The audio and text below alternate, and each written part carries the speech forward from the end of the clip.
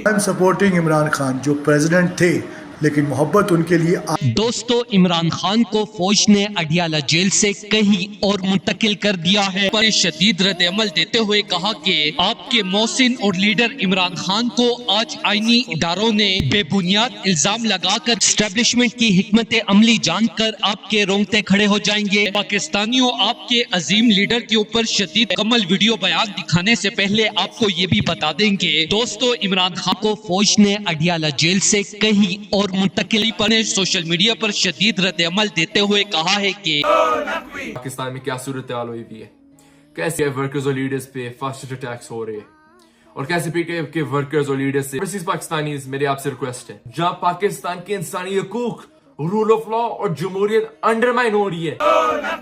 पाकिस्तानियों, हम यहाँ पहुंच चुके हैं हाई कमीशन के बाहर, यहाँ सॉलिडारिटी शो करने के लिए इमरान खान के साथ, और हम यहाँ डिमांड करते हैं इमरान खान का रिलीज।